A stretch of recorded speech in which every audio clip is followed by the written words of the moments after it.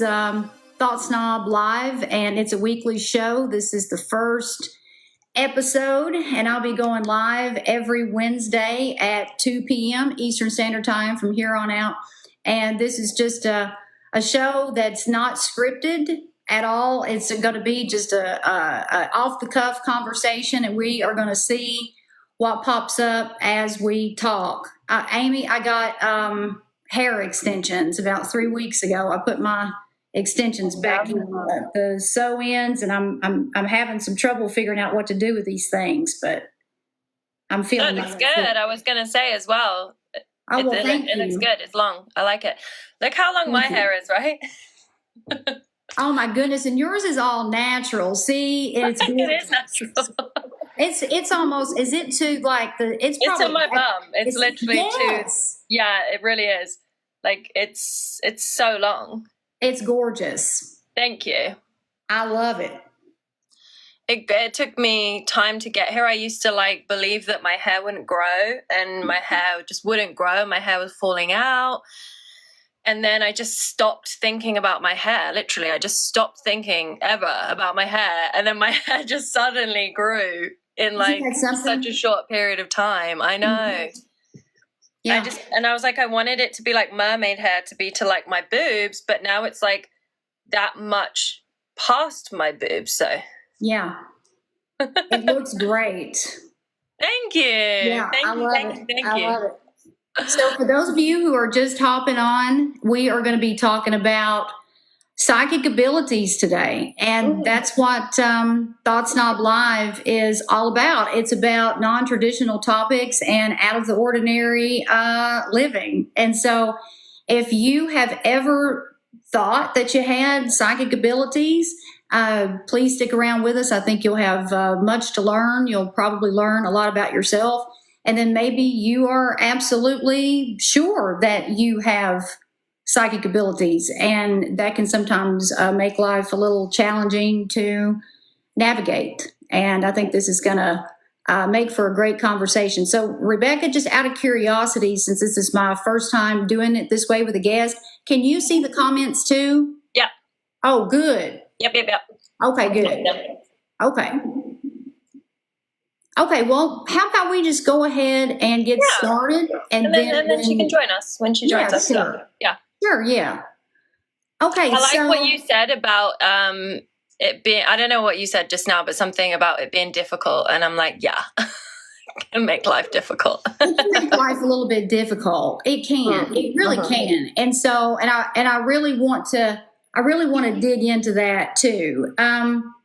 And I'll start off by, we should probably introduce ourselves just briefly. And so if this is your first time seeing me, I'm Paula Swope. I'm a self-empowerment author. My first book debuted on August the 11th. It's on Amazon. Thought Snob, The Modern Spiritual Playbook for a Better Life. It's available in 3 formats. Everybody seems to love the audio book, and it is pretty damn funny.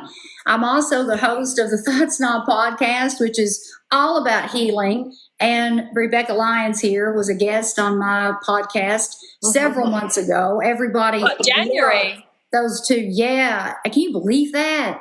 No. Crazy. So in addition to my work as an author and being a podcast host, I'm also a Chopra certified life coach, meditation instructor, and Ayurveda health specialist. And so, Rebecca, why don't you take a minute or so and tell everybody about what you do, because you do a lot of stuff too.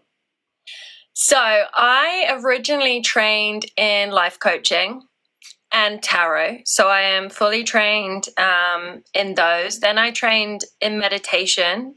First meditation that I trained in was transcendental meditation.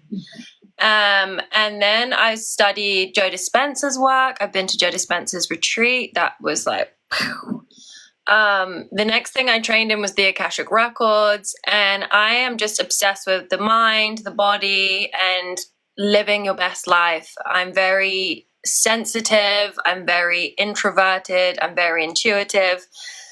Like you do the 16 personalities. Mine's like a mediator. It's like a very, very rare one. It's very, very introverted.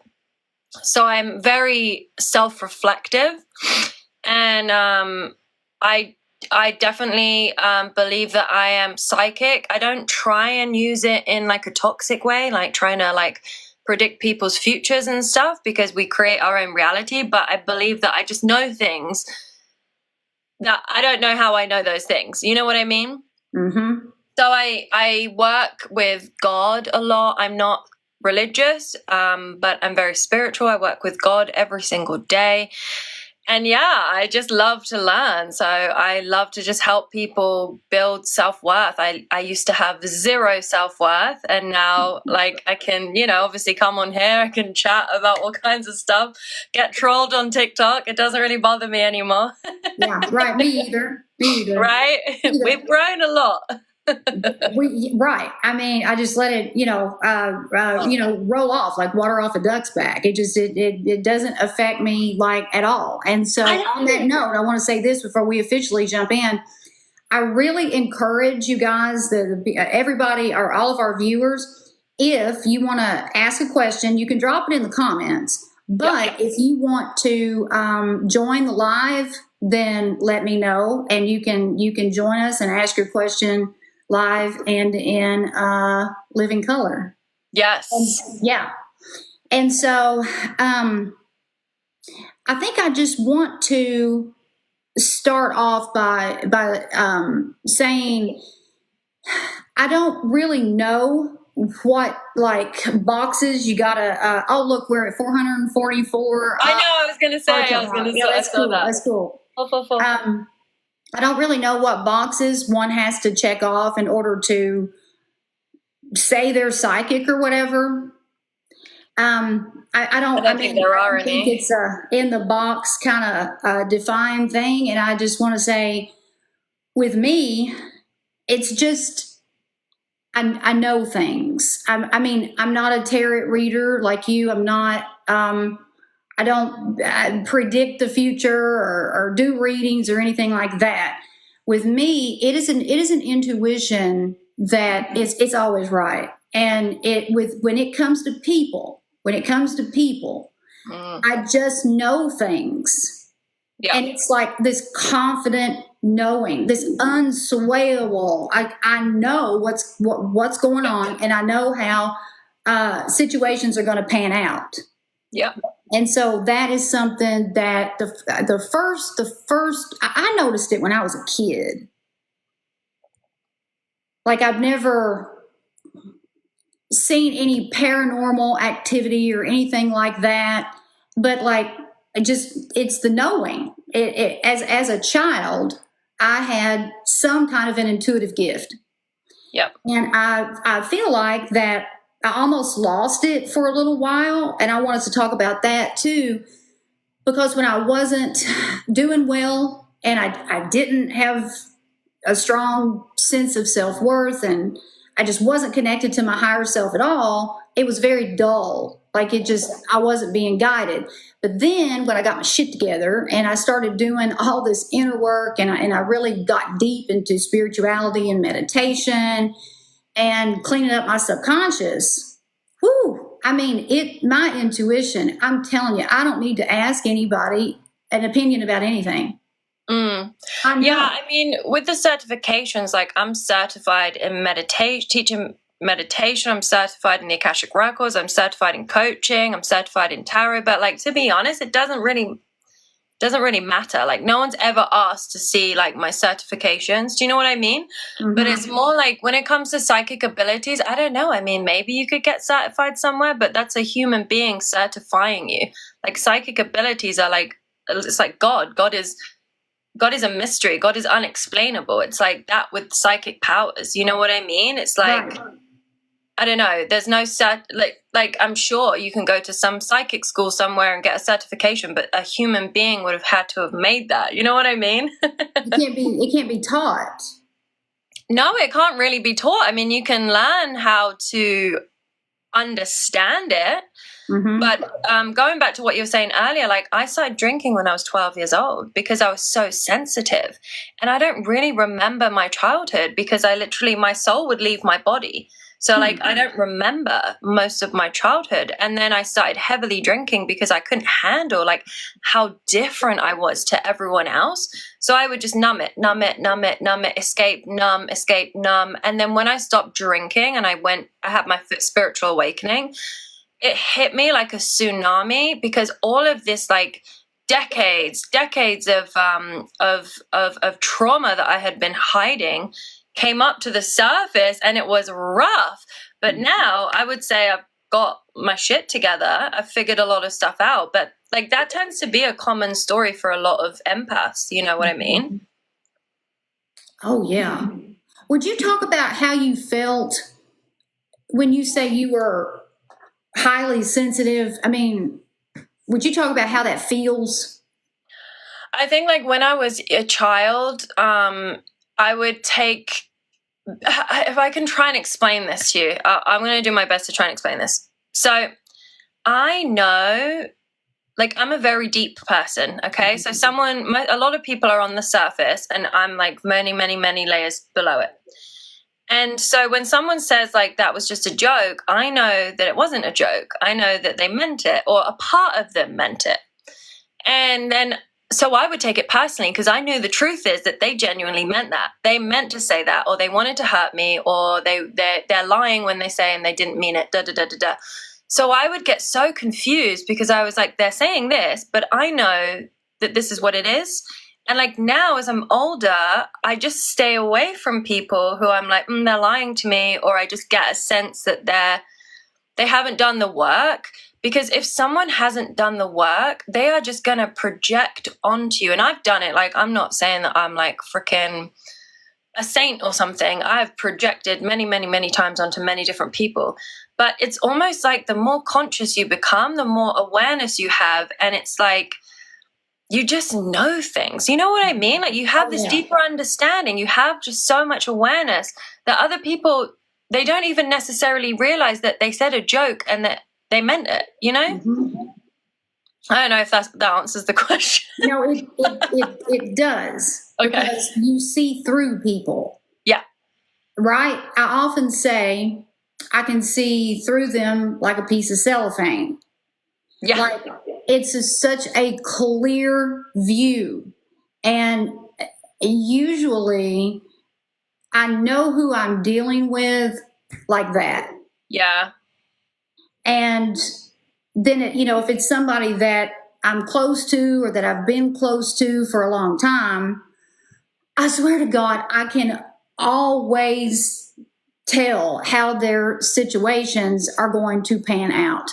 Whether it is a situation with a relationship, a job, money, a decision, whatever. I know. I know how it's going to, I know the outcome. And let me ask you this. Do people get annoyed with you being right like that all the time? Well, yeah, they used to when I was younger, and then I wouldn't really have very many friends. Right. Oh my God. Some people can't handle it. Yeah, and people would turn on me. Like people would switch. People would either ghost me or turn on me, or like the amount of friends I've gone through. And I used to really internalize that and blame myself and be like, well, I'm the common denominator here, so it must be me. But a lot of the times, because I do so much work, I'm very similar to you. This is our passion. This is our purpose. This is our mission. Like we do the work. And because we do the work, we're mirrors. And when other people are saying that they're doing the work, but not actually doing the work, it's like, it's too much for them. And I find that a lot. And now I'm at a place where I'm at peace with that because I'm like, rejection is redirection. Rejection is redirection. They're not meant to be in my life. I'm not meant to be at that place. That wasn't meant to happen. So I let things go and I detach. But for many, many, many years, I just thought I was a really bad person. It wasn't nice. Yeah, I can relate to that. Yeah. Did you go through a stage of just being like brutally honest? Yeah, and I also went through a period of time where I actually felt like I didn't have any friends. Like I luckily I had a boyfriend who is still my boyfriend. I've been with him for 7.5 years now. So I was very blessed that I had him. But I actually, at one point in time, there was like no one I could turn to, no one I could like be like, hey, I'm going through this. And I believe that happened for a reason. I believe that I've read a lot about this in like esoteric and biblical scriptures and stuff like that, that you go through a period of time of isolation where you have to be on your own.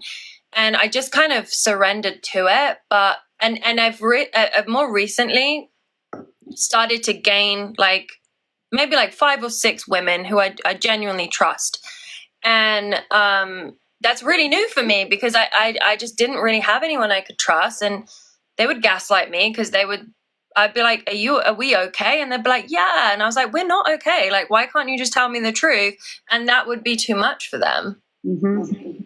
Can you sense jealousy? Yeah. And you know what? So I used to work with an astrologer, right? Because I was at a rock bottom and I was like, I'm not doing well. Like I am very heavy in the 8th and the 12th house, right? Those are the 2 houses that people avoid. They don't want to have things in the 8th and the 12th house. The 8th house is Scorpio and the 12th house is what is the 12th house?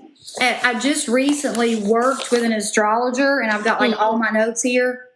And somebody was asking about our astrological signs. Oh, okay. So I'm a Libra sun and a Capricorn moon and a Capricorn rising. But the majority of my placements are in the 8th house, which is ruled by Scorpio, and the 12th house, which is secrets. So, and also my house of spirit, 12th house, is that house of spirit? Yeah. Okay, I can barely read. I've made so many notes, and this is like rushing to me. And okay, go ahead. So, well, there's a placement called Lilith, Dark Moon Lilith, right? And that is where people. That's why you tend to have a lot of problems with other people, right? Oh, Capricorn sun.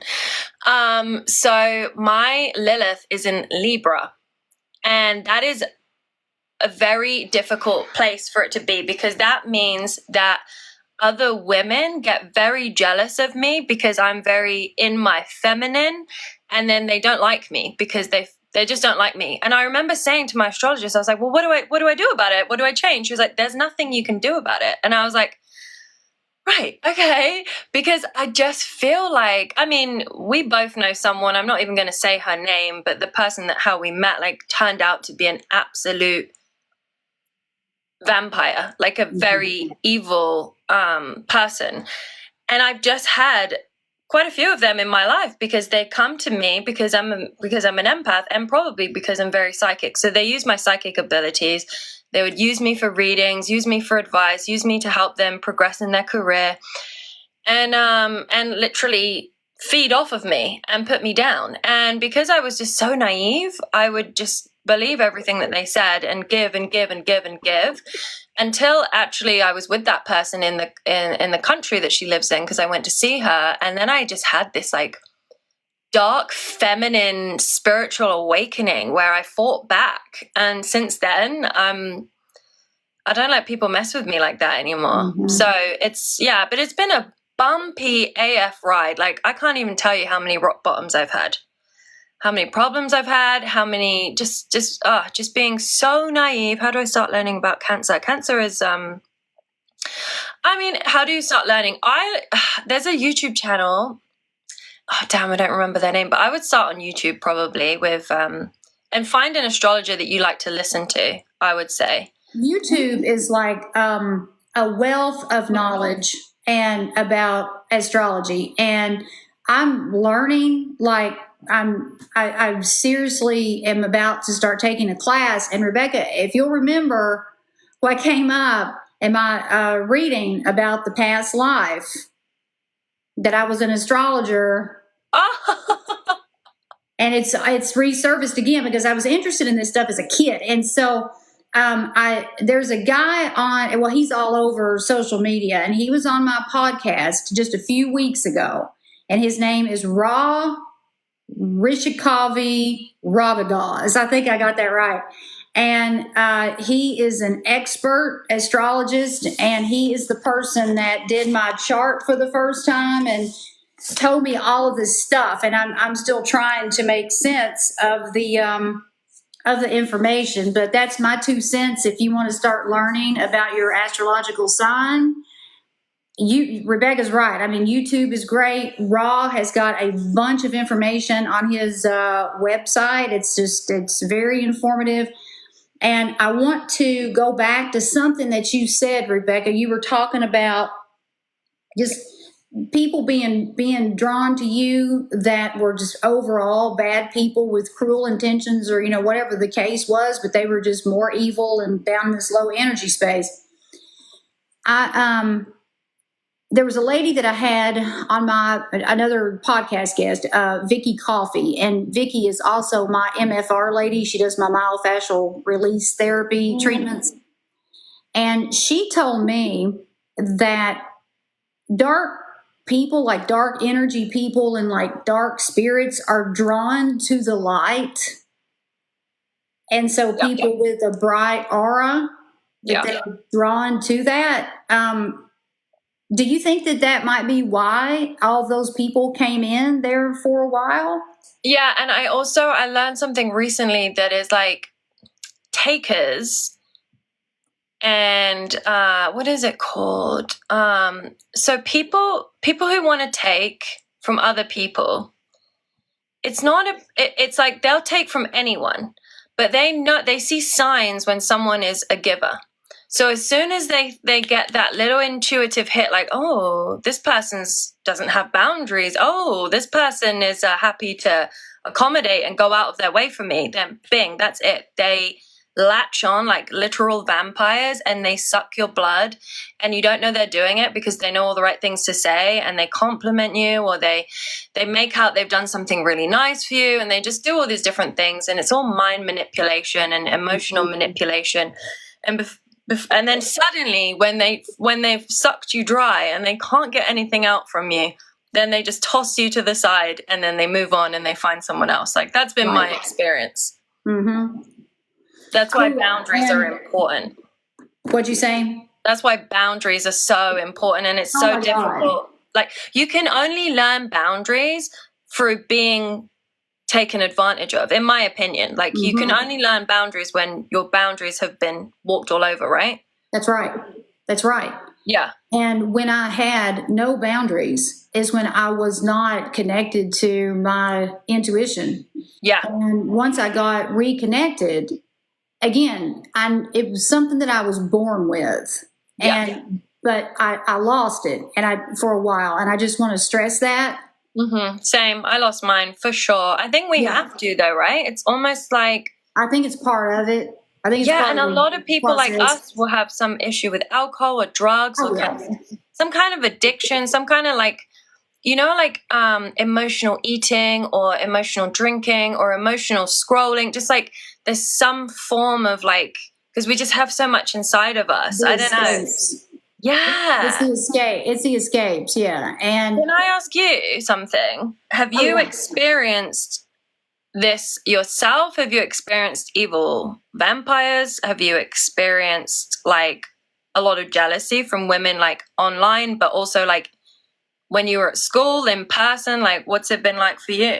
It has been, the jealousy thing has been an issue since day one. Yeah. And I used to be one of the most jealous people ever. Like, and it's just because, and jealousy is a really misdirected emotion. And I felt so insecure and so inferior. Yeah, me too. Yeah. And I compared like my life with other people's like all the time. And so I put my happiness into like they're at the palm of their hands. Yeah. But if I saw anybody that I perceived to be better looking or have more money or got the attention from some stupid ass boy that I liked or something, or man, as the years went on, oh man, I was so jealous. I mean, ruthless. Yeah. And it's just because they had something that I wanted that I clearly didn't have the guts to get myself. And so, yeah, you thought that you couldn't have it, so you felt jealous, rather than it being like, oh, they've got it, I can have it too. It's like you said, the misdirected, like. oh yeah. And that was one of the first things that was like a hit me in the head, with a concrete block when I started doing the inner work. Mm-hmm. And I can say, in all honesty, it's gone. I don't have that jealousy factor now. When I am scrolling through Instagram or or watching TV, and whether you like her or not, it's like I look at Jennifer Lopez and I'm like, how in the hell is this freaking happening? I mean, this woman is 52, and I mean, I'll look at her and go, damn it. And it's not like a jealousy thing. It's just more like, how, like, Yeah, but what is she doing to stay that young? You know what I mean? What is she doing? Like, what is she doing? And so, who knows? Who knows if you want to be doing what she's doing? Right. But the jealousy thing is absolutely gone. But I'm experiencing it more now from other people than I have in a long time. And I don't quite know what's up with that. Maybe I can tell you. Please okay. do. So there's something called survivor jealousy, right? Down. Survivor jealousy. Survivor jealousy. So when you come out of survival mode and you are no longer surviving, you're no longer in the lower 3 chakras, and you are attracting, receiving, you're glowing, from the inside out, because people can tell. And you're showing up online and you've got a big following and you're doing this and you're doing that and you're doing this and you're doing that, and other people are still surviving, they get very, very, very jealous of people who are not surviving anymore. But they don't realize it. Maybe unconsciously, some of them, for other people, it might, to be honest, like, it must mostly be unconscious, because if you were conscious of it, you wouldn't do it. If you had the awareness of it, then you're going to change it, or you're just going to be a very unhappy person. You know what I mean? So it's called survivor jealousy. Interesting. And that's exactly where I was at the first 3 decades or so of my life. I mean, that describes me perfectly. It was unconscious. I didn't realize what I was doing. Yeah. Or why. I mean, it was just like it was a natural reflex. Yeah. And I had been raised to feel that way. I mean, it was just the culture of, the whole family dynamic. We were jealous of other people, and so that's where a lot of that came from. Yeah. And when I was I don't know when the first psychic experience, I'm calling it a psychic experience. I don't know if that's the right way to describe it, but I don't know how old you were when you had like the first psychic experience. But I knew, I didn't know what it was, but I had this intuition as a kid, and people would call me an old soul, or you're too wise for your years, stuff like that. When I was very immature, but I still maybe immature, like in like an insecure way, maybe, but like you had that depth inside of you, and people could sense that. Mm-hmm.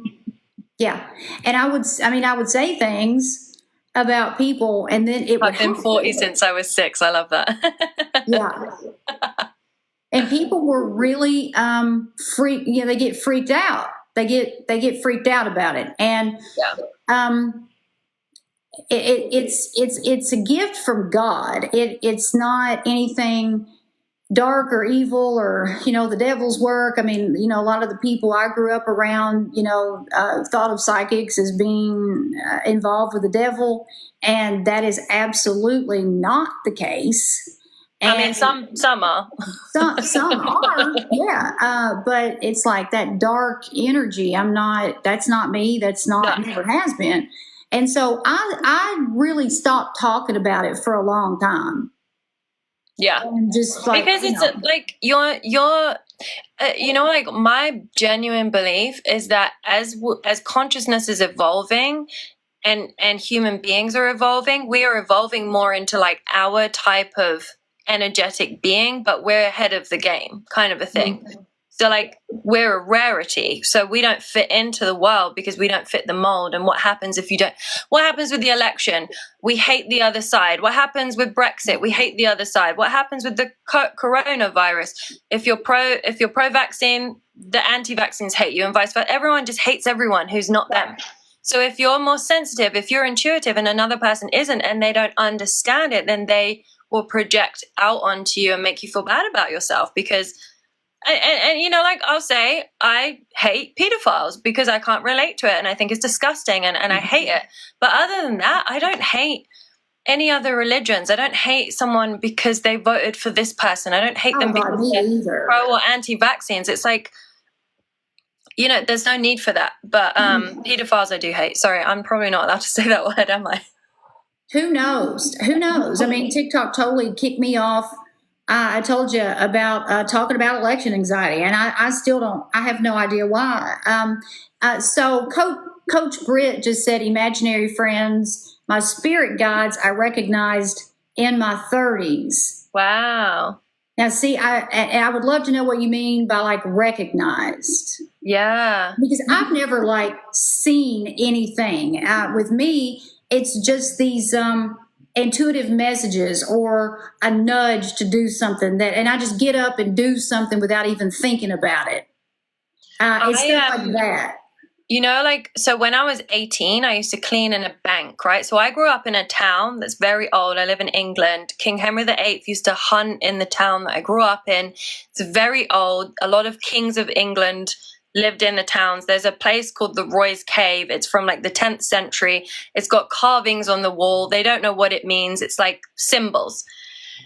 And above this symbol thing is a bank. And I used to clean in this bank. And I used to be like one of those teenagers. I just wanted to make the money. I didn't want to clean in the bank because I could sense that there was like dark energy in this bank, right? So I would always bring my boyfriend or my friends. One day, my boyfriend was playing football. My parents are out running because they're runners. And I had to go on my own. I get in the bank, they've left me a note saying, "Can you hoover this time? Can you mop the floor?" Because they knew I wasn't really cleaning it. So I was like, oh no, okay. And so I had to go upstairs. I get the mop. This is before headphones. This is before like phones probably. And or maybe there were phones because I called my friend, but the phones weren't. There was like before social media was a big thing, right?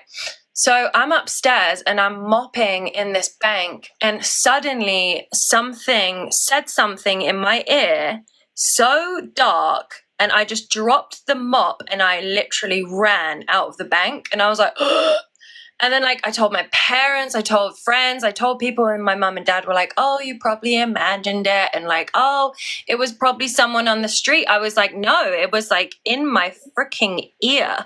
So like and then I used to have a ghost that lived in my house. After my uncle passed, there became a spirit that was in my house. So I don't know. I've had premonitions and dreams. I've had lucid dreams. It's like, you know, Akashic Records things. I can see things with my eyes open. I can be here, but I can also go into, you know, I've been into your past lives. I can go into past lives. I can go into future potentials. There's so many crazy things that we can literally do, but we just don't know that we can do them. Right. Right. And I think that if a person feels like they have psychic talents, gifts, whatever you want to call it, oh my goodness, they should never, ever push those down because they can benefit your life so much. I mean, it is my intuition is a guide that I can count on 100% every time, all the freaking time. And if I turn my back on my intuition, I pay the price every single time. And I can give everybody a little bit of an everyday example. Like if I say yes to doing something and everything in me is saying, "Paula, don't do that. Don't do that." And if I go on and I do that, it's going to bite you in the ass. It bites me in the ass one way or the other. I mean, and you learn and then you trust the voice, right? But it takes a while to get there, right? It took me a little bit of time to get there, but I feel the same. I feel like anything I do, like if it's a night out, if it's going to meet someone, if it's a work thing, if it's like posting something on social media, like just anything, like I have this internal thing that's either like a yes or a no. And if it's confusing, I'm confused. You know what I mean? Yeah. And I do know people that absolutely don't have it. You know, I joke with my mother. I'm like, listen, whatever you think you ought to do the opposite. Because it's not there. It's not there. And I think more logical. I really think that all of us are born with this innate talent, gift of intuition, and receiving, divine wisdom. But I think that people block themselves from it, and they just go through life just completely asleep. They're not awake. And I think that if you don't believe in it, then that's another block. Whereas for some odd reason, of course, I'm saying that, but we all know why. But when I was a child, I mean, I bought into it hook, line, and sinker. Yeah. I mean, I embraced it. I knew it was something that I had that maybe not everybody else did.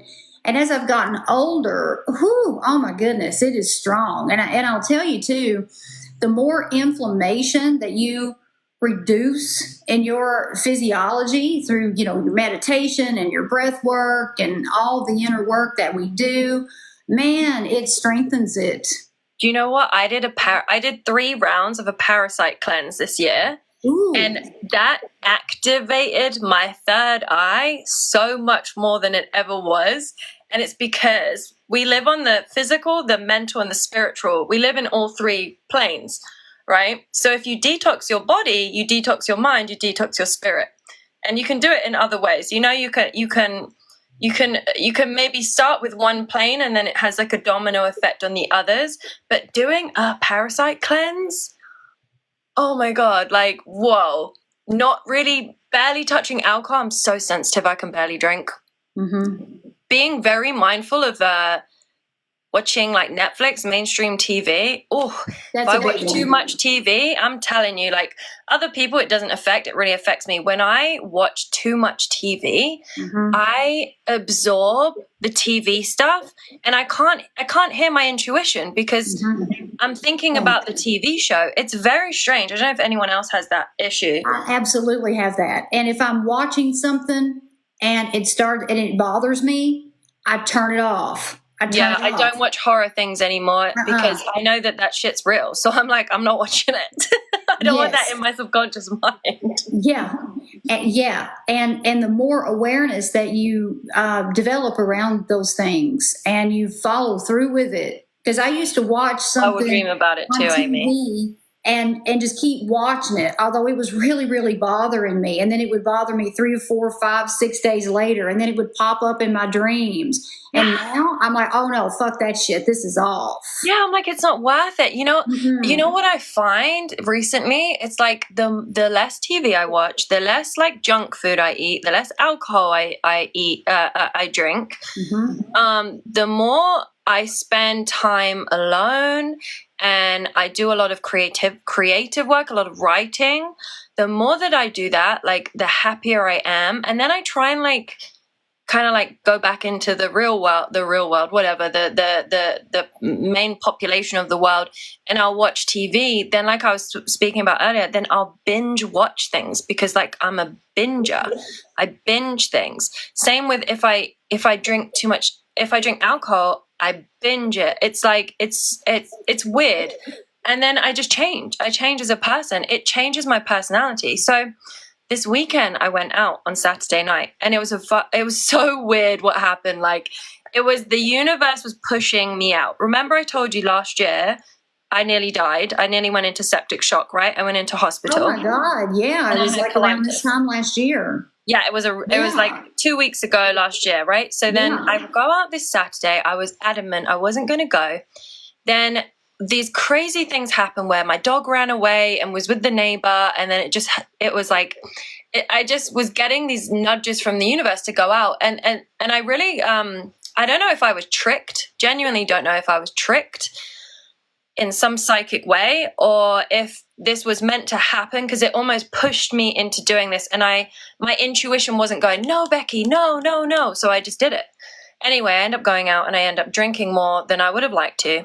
And then I overshare with other people because I'm so sensitive and other people are going through some difficult times. So then I start oversharing to make myself relate to them and be on that level. And I'm so afterwards, I'm so like ashamed of myself because I'm like, what did you do? Why did you do that? You just literally just gave people stuff that you shouldn't have given them. Anyway, then I'm in a crippling anxiety for 3 days.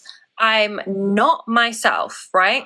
And I literally, yesterday afternoon, I just snapped back into me. And it was like my consciousness had gone somewhere else. And then I snapped back into being me. And I was like, because everything to me has a meaning, okay? Like everything.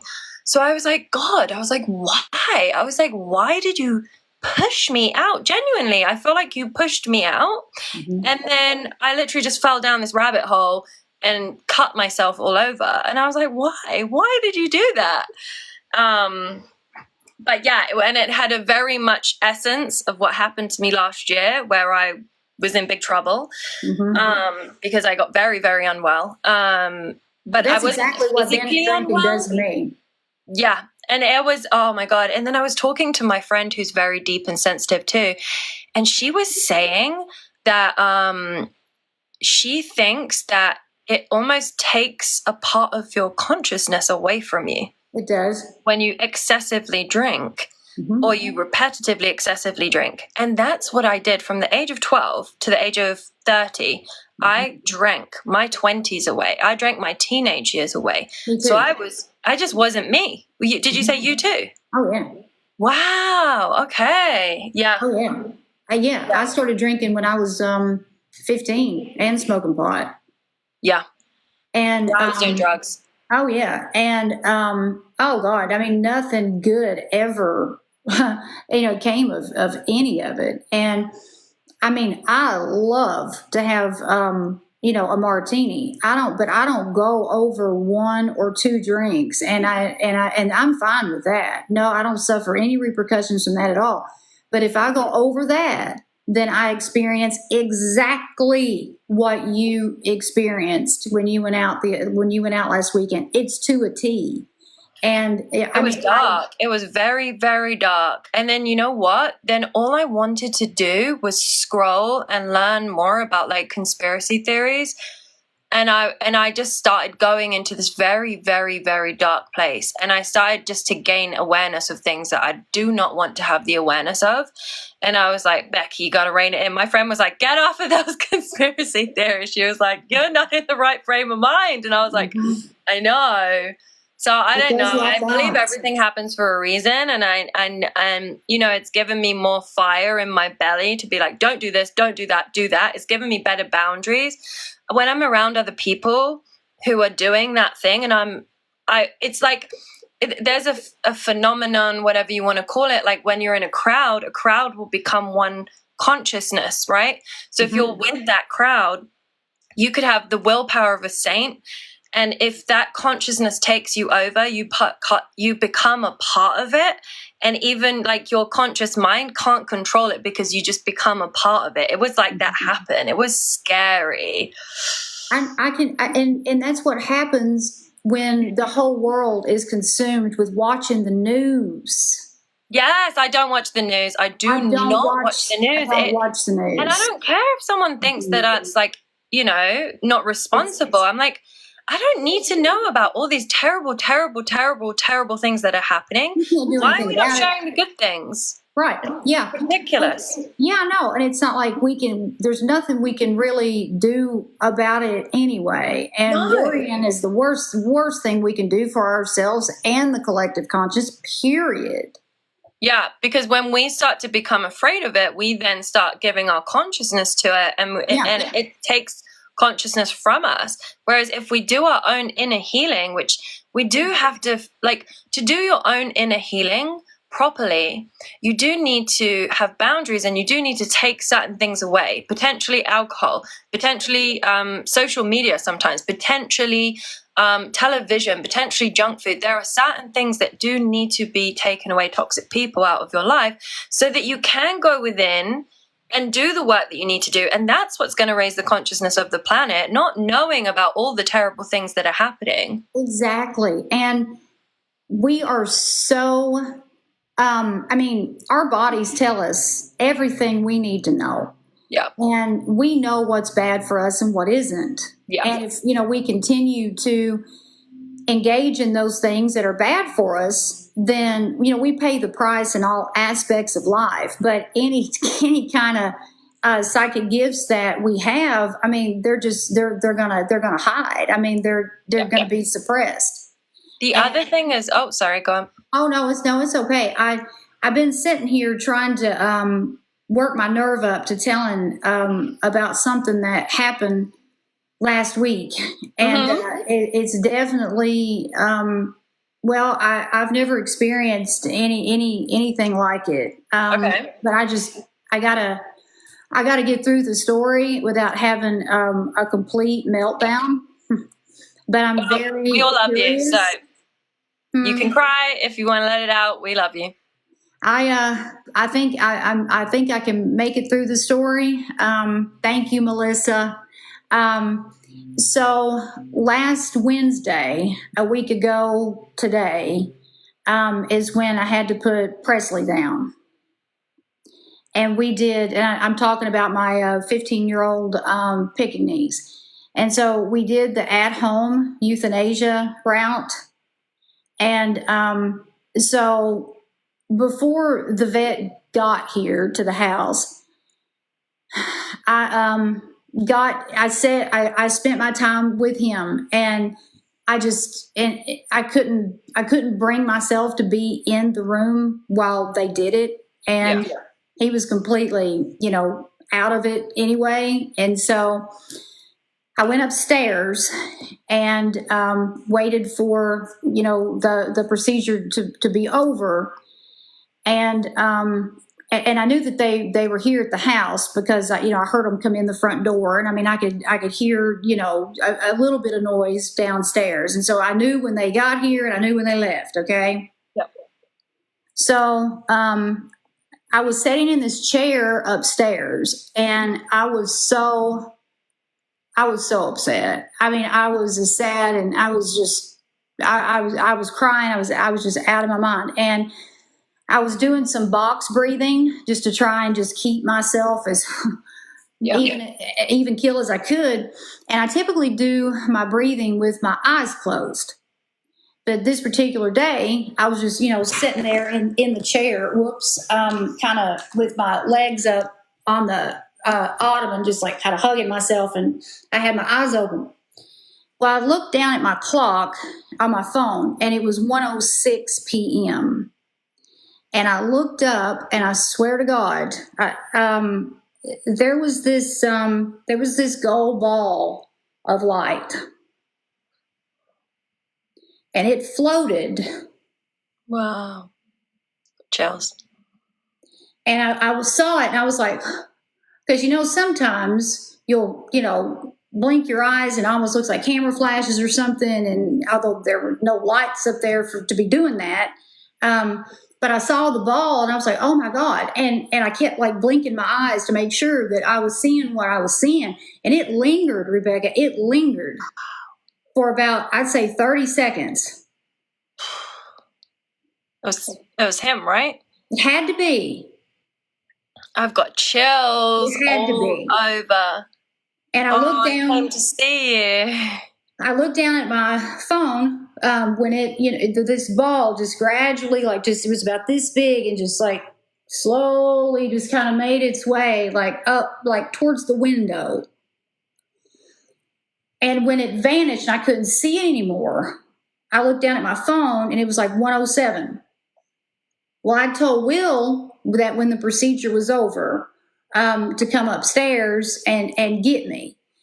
And so it was around, I don't know, maybe 112, 113 or something like that. And he came upstairs. And of course, I was beside myself. And I said, what time did the procedure start? He said, I don't know. It was probably 105. Wow. Mm-hmm. It was him. It happened. Oh, I've got so many chills. That's wow. That's the first time I've ever like physically seen something that I can't explain. Wow. Mm-hmm. Oh my gosh. That's Yeah. I just get this like such, it makes me, I feel like I'm gonna cry. It's like him, he's so sweet. Mm-hmm. Like he wanted to come and see you and let you know. I mean, I hope. I think so. Yeah. But I just wondered if anybody else had ever experienced something like that, because experiencing something like that, not that I didn't already know that we're connected to something freaking magnificent, but experiencing something like that, oh my God, it was just, and so I just wondered if anybody else has had a similar experience. Wow. Yeah. I know, like, I remember I told you, right? So I used to have pet rabbits and I had 2 of them, and one of them died very suddenly and it was very traumatic. And it just, for like, when she died, it was, I just couldn't stop crying. And I was so angry because I was like, why did she die? Was it my fault? Because if anyone's ever had a rabbit, I personally don't think rabbits are pets. Like, I think that they're so sensitive and they need to be outside. Mm-hmm. Anyway, my rabbit died. And then I was just distraught. Like I couldn't even talk without crying. And then a woman who actually has also passed on now, a beautiful, beautiful woman, told me to open my records and speak to her spirit. And when I was ready. And I did that and I spoke to her spirit, and I don't know how to describe it, but I got this message that like she's a part of my soul, and she came into the physical form at a time when I needed her, and then she left at a time when she was no longer needed physically. She was then to be with me spiritually. And I was like, oh my God. And like from that moment on, I just felt so much inner peace with what had happened, and it just completely changed my outlook on death. I know like it's different. It's a rabbit. It doesn't even compare to like a dog or a cat. Like potentially, I don't know, some people might be really close to rabbits, but they don't really know their name. They're not really like that, much.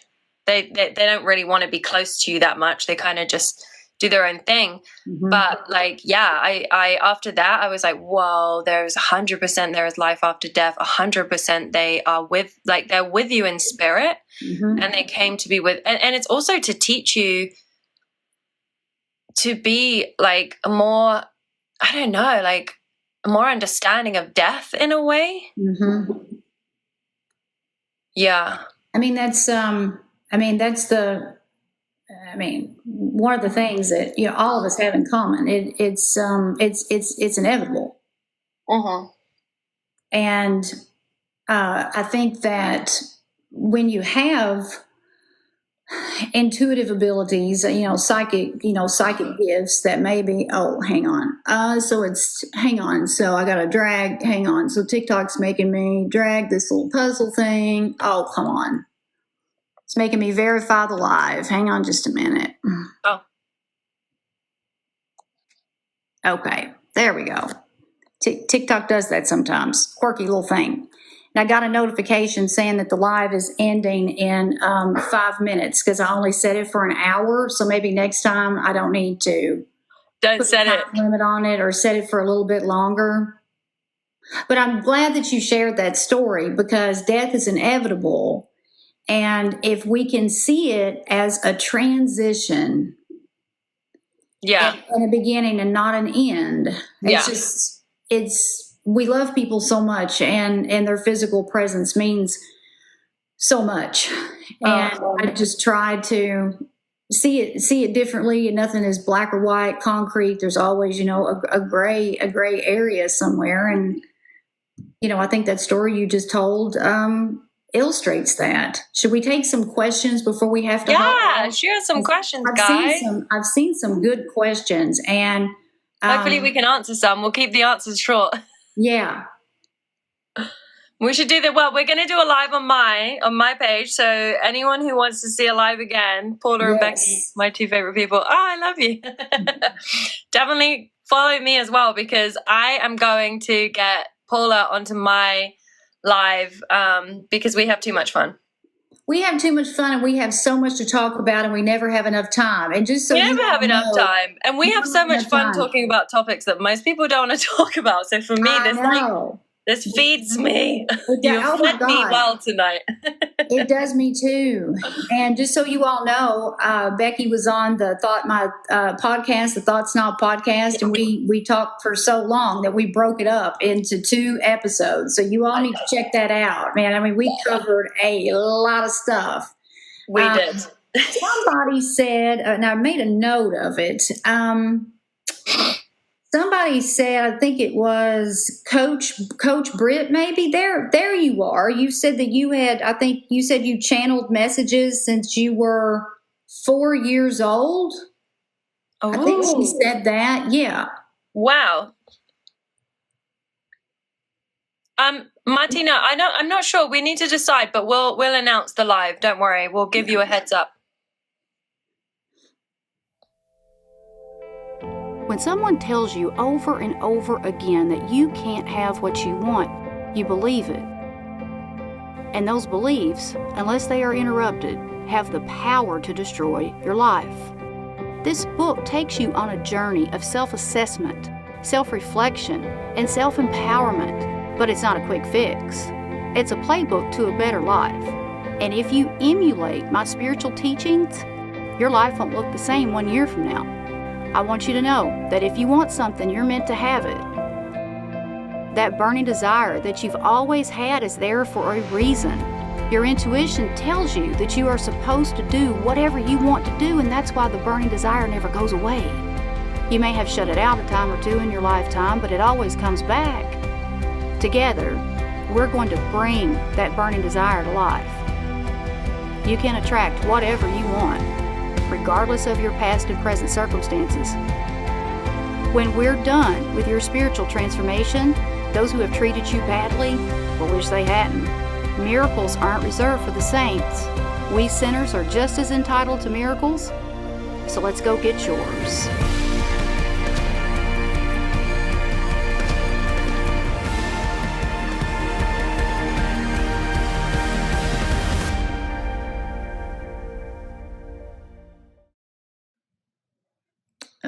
Very young. Can I be on a Thought Snob episode? It would be a dream. Kaylin, email me, paula@paulaswope.com. And we can chit-chat about it. Well, unfortunately, our time is running out, but... Will it cut us off then? Well, let's see and find out, because I can stay on, I can stay on at least another 20 minutes if you can. I've got something at 3:30, but I could stay on like another 20 minutes or so. Isn't it so much fun? I love it. We need to do this more often, Paula. Seriously. I know. I love it. I love it. And I'm going to be going live with this show every Wednesday at 2 p.m. Eastern Standard Time. My friend Melissa Carver, Rebecca, she's the one that wrote, she just followed you. She's the one that wrote the foreword for my book. Oh, amazing. Okay, I'm going to follow you back. I can't wait. Mm-hmm. And you two would hit it off like immediately. We need each other in this world. We need each other. We need we do. Keep holding each other accountable and staying freaking strong, man. How do I quiet my mind? I hear when my mind is quiet, but it's really quiet. I mean, I have a lot to say about that. I'm sure Rebecca does too. And I'll just go on, you go first. I think that the worst thing you can do is to try to quiet your mind, because your mind, that's normal. To have thoughts, that's normal. And so you have to I think we have something like, I've seen all types of different data on this, but anywhere between like 60,000, 70,000, up to 80,000, I've heard thoughts a day. And Yeah, it's crazy. It's crazy. And I think 90 something. Jessica, I have ADHD, so yeah. If we have time to talk about that as well. Definitely, yes. And this is kind of tied into that too. Yeah, it is. Yeah, it's kind of tied in. It is. So when you're, and all those thoughts, like 90 something percent, are repetitive and negative, which means they don't serve you well. And I used to be the queen of racing thoughts. I don't have racing thoughts anymore. But what I only do if I drink alcohol.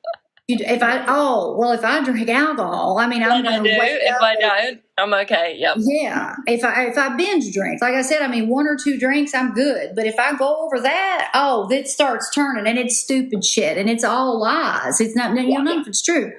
But I think that don't try to quiet your mind. Just gradually work into it. And it's like exercise. It's like building a muscle. Yeah. If you lift weights every day, that muscle's going to get stronger. If you do something every day to interrupt all of those thoughts, then the repetitiveness of doing that is going to produce a cumulative effect. And before you know it, you're going to go through life and you're not going to have those racing thoughts. And if you don't like to meditate, I'm never going to tell anybody to force themselves to meditate. There are other ways to quiet the mind. You could try breath work. You could try listening to solfeggio frequencies. You could practice mindful awareness when your mind starts to get just crazy, thoughts just infiltrating everything, and it's just like just spiraling. Then talk to your brain, like seriously, and just say, "Not now." Talk to yourself, 100%. Right? Not now. Yeah. Just do something to interrupt those thoughts. And usually those thoughts, when they're just spiraling, they're not true. And so if you can act with mindful awareness and stop in the moment and just be like, is this true what I'm thinking? And 9 times out of 10, the answer will be no. And so when you have that awareness that what you're thinking isn't even true, then it's a waste of your time, then you can start training your brain to work for you and instead of against you. It's like a bad habit. And so take it away. I'll hush with that. It is, because it's almost like your mind, like your monkey mind takes over, and it is a bad habit. And it's like, okay, so I want to touch on this in a side note also on the ADHD side. So for me, right, racing thoughts, I mean, I wasn't even able to have one thought at a time before. It was like my mind, I was like, oh my God, get me out of my mind. It's too much. And then I didn't know how to trust myself because I'm having all these crazy thoughts and intrusive thoughts as well. And then when you have a spiritual awakening, you can go into the toxic part of the spiritual industry, which is lies and actually takes you further away from what the truth about consciousness and awareness and what God is. So I kind of fell down a load of rabbit holes there too, which put me back a while. But when I understood that I create my reality, and when I understood that I had to become in charge, there's a lot of ego-driven. Yeah, exactly, right? And when you go into the spiritual community and you're all young and naive, and I don't mean young of age, I mean young of spiritual awakening. You're naive and you go in there and you get, you learn some boundaries the hard way. Oh, yes. But anyway, back to ADHD and spirituality. So what I found really worked for me, remember I spoke earlier about the physical plane, the spiritual plane, and the mental plane.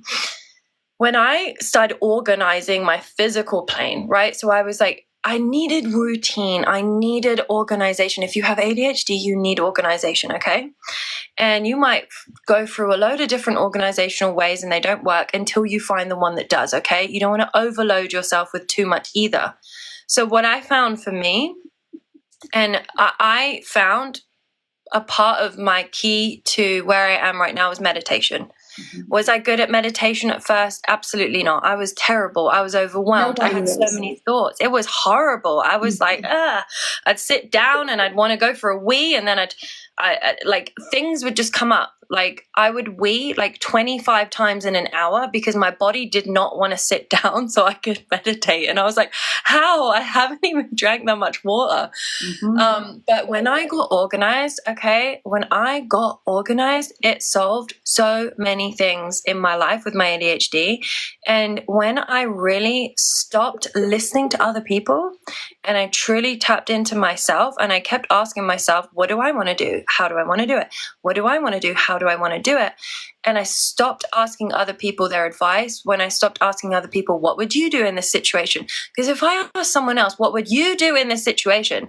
They're going to tell me what they would do in this situation, and they're not me. Okay, so intuition over everything. And at first, you might not get it right. Your intuition might lead you down the road that was actually a trauma. But you've got to practice. You've got to practice. And you can start with small things like, where should I go for a walk this morning? Should I have a coffee today? You know, like cutting out things like coffee. If you have ADHD, sometimes that can help too. I'm not going to lie.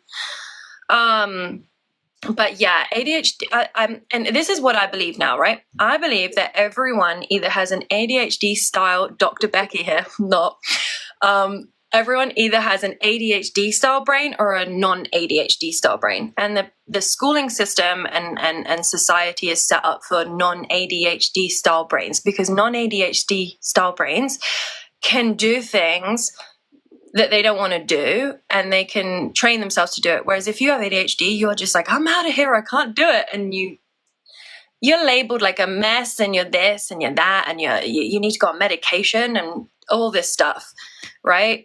And it's just that we all have problems. It's just that people with ADHD style brain, they think about things differently. They see it differently. They're more impulsive. They get obsessive over something, but that's not necessarily a bad thing, because when you get so obsessed over something, then you can become a master of that, because you pour everything into it. And when you are so obsessed with it, you keep going back to it, and you build and you build and you build and you build. Whereas for other people who don't have an ADHD style brain, then they might not put in as much effort to it, because they will be doing maybe like spreading their effort around in different things.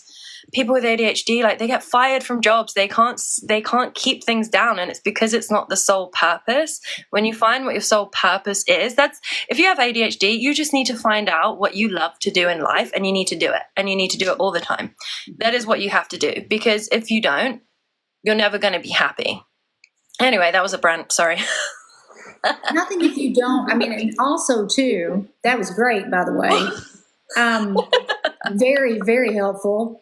And I think that that really applies to everybody. If you do what you don't want to do day in and day out, oh my God! I mean, you are going to develop conditions. Your physical health is going to fade if you are miserable day in and day out. I mean, I think that doing what you're meant to do really is the ticket. And I think that in order to get there, it takes a certain level of emotional intelligence. Like, I mean, this is exactly, I mean, what you were talking about. It's if you can learn how to manage your emotions healthily, you can rule the freaking world. Yeah. And that's why, right? Most people don't have a regulated nervous system because junk food, having a coffee first, but having coffee, like, it's nothing against coffee. If you have coffee on an empty stomach, it kind of hijacks your nervous system. If you watch too much overstimulating television, if you're scrolling too much on social media, if you are involved in drama and gossip and you don't know where you stand with people, that fucks up your nervous system. And that's how the majority of the world is living. I have been around some people in situations that I haven't normally been in. I'm very protective of my energy. I pretty much keep myself to myself. I'm very open on social media because I'm in my own home, so I feel safe, but I tend to stay away from other people a lot. I don't know if that's a good thing or a bad thing, but when I have been around people recently, I've seen that people are in a lot of pain. People are suffering, people are in a lot of pain, and they are suffering because of other people in their life. And I say to them, you need to remove that person from your life, but they don't think that they can do that. So I think that if we could that's why when we do our meditation, we do our breath work, we do these things, we eat better, we have a more regulated nervous system, we can handle things, right? Oh, yeah. Yeah. And, when I was trained in transcendental meditation and I learned that Maharishi ended up, I think, living in total isolation the last few years of his life, I thought, God, was he weird? Now I'm like, God, he was brilliant. It was like the 3D world doesn't exist. The 3D world is a manifestation of the past. I'm going to go inside. Yeah. I mean, that is just it is part of this process. Your social circle diminishes. And we are a rare breed. And it's like, and you and I have talked about this before. I have a hard time having the conversations that I used to have. Yeah, I really struggle. In social situations, because I really struggle. I'll give you an example. I swear, my God, my ego came out the other day because I heard someone say, well, Alzheimer's runs in our family. And if we're lucky, then we'll get it. But we're absolutely going to get it. I was like, oh, my God. And I mean, I had everything in me to resist saying, that's absolutely not the fucking truth. That's not true. Don't say that. How could you possibly say that? I mean, and so, but, 20 years ago, then I would have immediately started trying to find out if that disease ran in my family. And by midnight, I would have been drunk and convinced I already had it. Yeah. Like, you know what they do in England? They have signs everywhere, and they say 1 in 2 people will get cancer in their lifetime. Now, half the people in my life do not have cancer. No. I don't believe that that's true. And when you believe, like, oh my God, when your subconscious is like, I'm gonna get cancer, then you are more likely to get cancer. Yeah. It's just disgusting. I hate it. I can't stand it. And when that person said that, I mean, I not even metaphorically speaking, I almost had to bite my tongue. Yeah, what did you do? Nothing. Oh, well done. Nothing. You protected your peace. Well done. Nothing. And when the conversation was over, I was like, oh my God, I can't believe they said that. I can't believe they said that. And I will never forget it. But those conversations are the norm, and I don't relate to it anymore. Like, the more advanced I get and the more I embrace my intuition and the more I educate myself and I learn and I've gotten so deep into Ayurveda, I'm the one who's in control of what happens to me. Yeah. Yeah, like certain cancers, like breast cancer and women, it tends to be grief, a broken heart. When it comes to like cancer in the womb space, that can be more like ancestral, that can be sexual assault, that can be sexual trauma. So it's like there's specific things that happen like in certain areas, certain chakras in the body, throat, if you don't speak your truth, if you can't speak. Yep. Like if you can't speak, like not literally can't speak, but like you feel like you can't speak up, like it gets blocked. And yeah, I mean, I've been to a Joe Dispenza retreat and I have heard stories, thank God, of people overcoming terminal cancer, overcoming brain cancer, people who couldn't walk that can walk again, and like learning what cancer really is and how it's a frequency. It's not like genetics always. Love Dr. Joe. Yep. And it just opened my mind to be like, oh my God, like I didn't know that this was possible. And now I have the awareness. Now my consciousness has the awareness of it. Mm-hmm. And then I'm blessed because I will have a much lower chance of having it. And if I have it, then, you know, I have my mind and my soul to help me fight it, not just like my physical body. yeah, our souls are energy. We are energetic beings, right? Oh my God, yes. And it's all about that. And I was shifting through this research, and I want to read this to everybody real quick. And this is about inheriting diseases, and this isn't something I made up. This is science, okay? This is science. Check this out. Yes.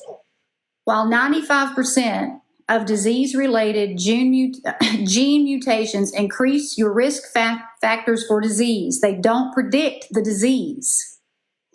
For example, simply carrying a genetic mutation that predisposes you to, say, heart disease does not mean you're destined to develop it. Only 5% of disease-related gene mutations are fully penetrant, meaning the gene directly causes a disorder. So through your lifestyle choices, you can optimize how your genes behave, and you can, turn on the genes that promote good health and turn off the genes that promote illness, including diseases like heart disease. And so the practices that we've discussed during this live with the meditation and the breath work, those are two things that turn those genes up. Mm. We're in control. Can I tell you something crazy that happened to me when I was doing breath work recently? Oh, tell it. Okay. So I've only told 2 other people this because not many people will care or believe me. So I was doing breath work and I was doing, do you know Wim Hof? It's like where you breathe in, breathe out for a while, yes. and then you breathe out and you hold it, and then you do 3 rounds. Hold your exhales. Yeah, and then you can hold it for like 3 minutes or something crazy, like when you keep practicing. Oh yeah. So I was doing that, and all of a sudden I was doing the breath work. I had my laptop in front of me so I could see the time, and I think I had a timer on to time it. No, it was a YouTube video, so it had a timer on there. Anyway, right? Mm-hmm. So I'd done 1 round and then I was doing the second round, and then all of a sudden everything went red and I was in a room with other people, almost like a surgery room. And I got chills. I started to panic because I was like, where am I? Where am I? Where am I? Where am I? And I was trying to get back to, like, I was sitting in the chair right here.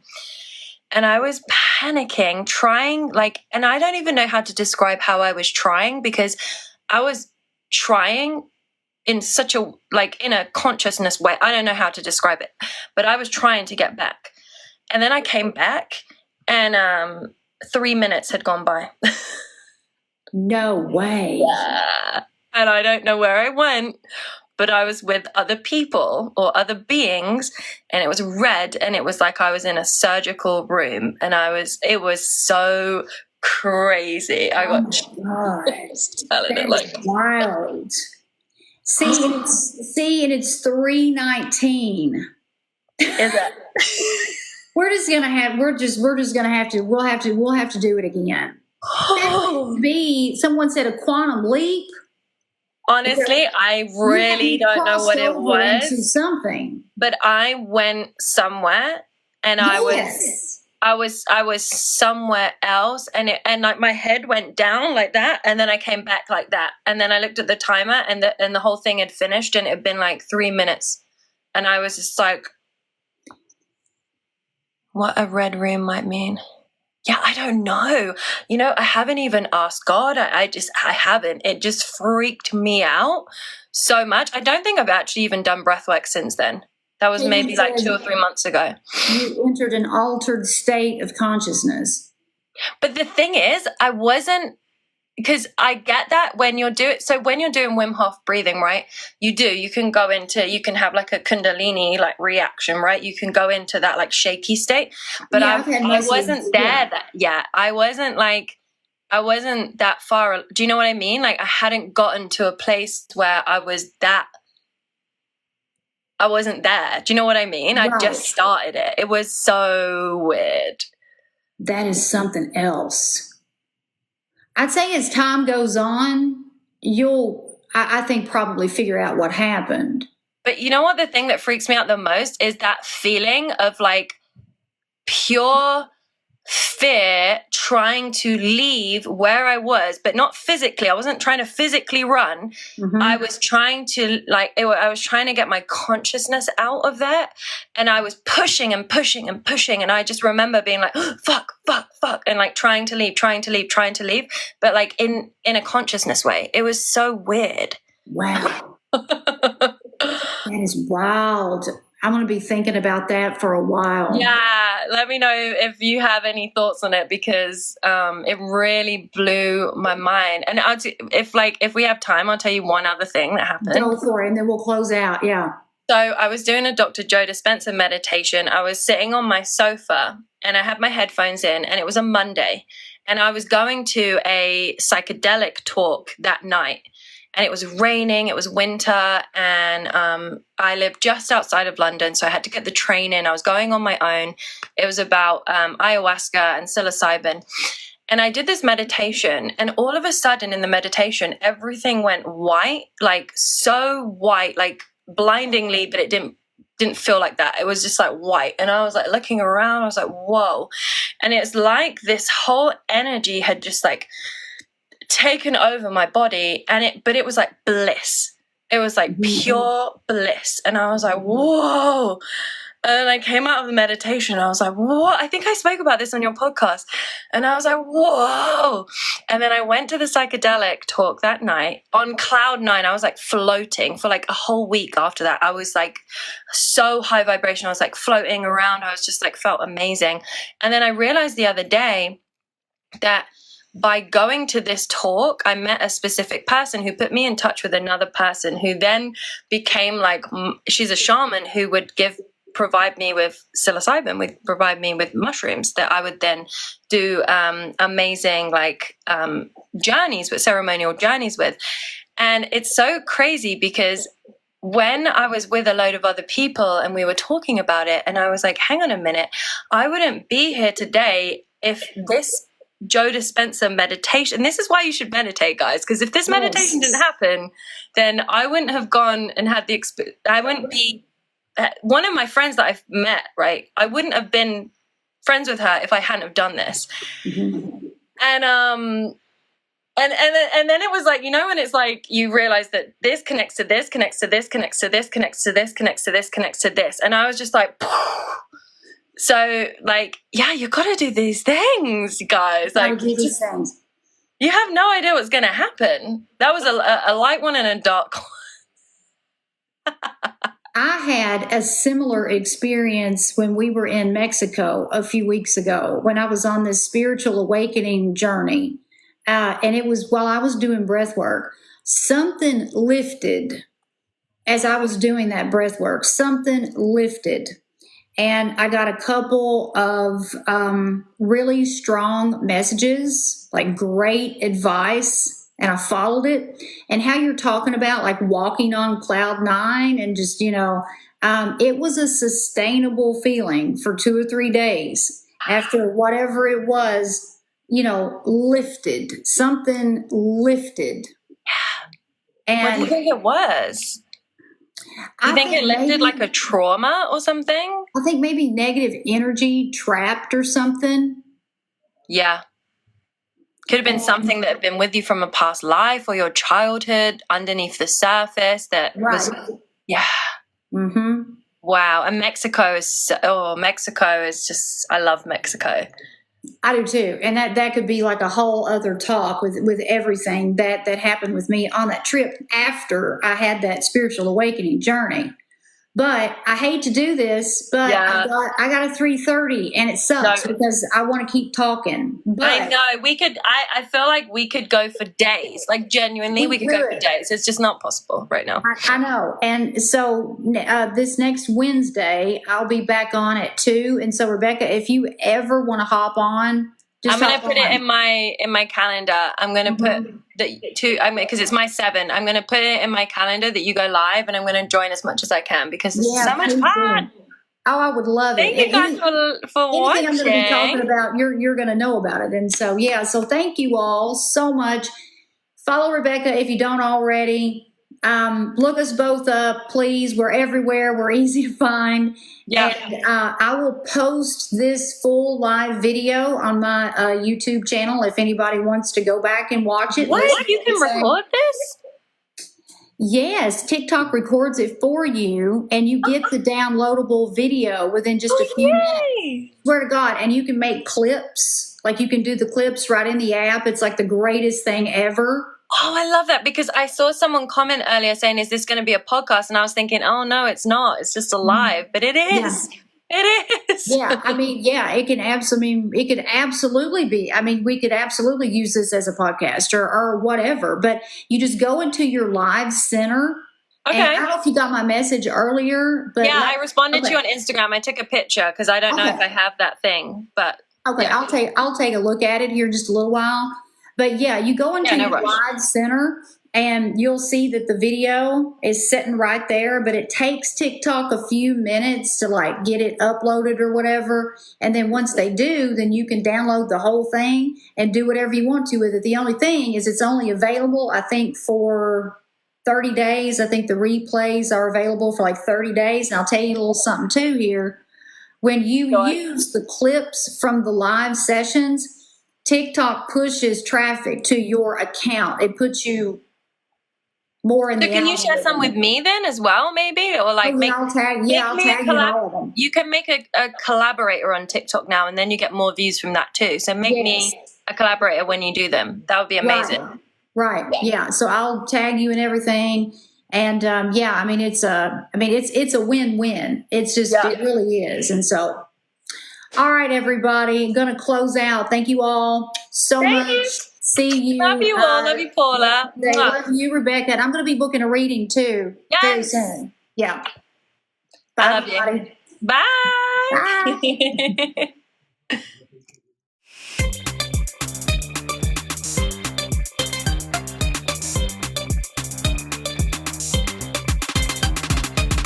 The Thought Snob podcast with Paula Swope has been brought to you by Thought Snob Media in association with Special Purpose Studios. All production, mixing, and sound engineering by me, Will Swope. We hope you've enjoyed this podcast. Please take a few seconds to give us 5 stars and leave a review. See you on the next Thought Snob podcast with Paula Swope.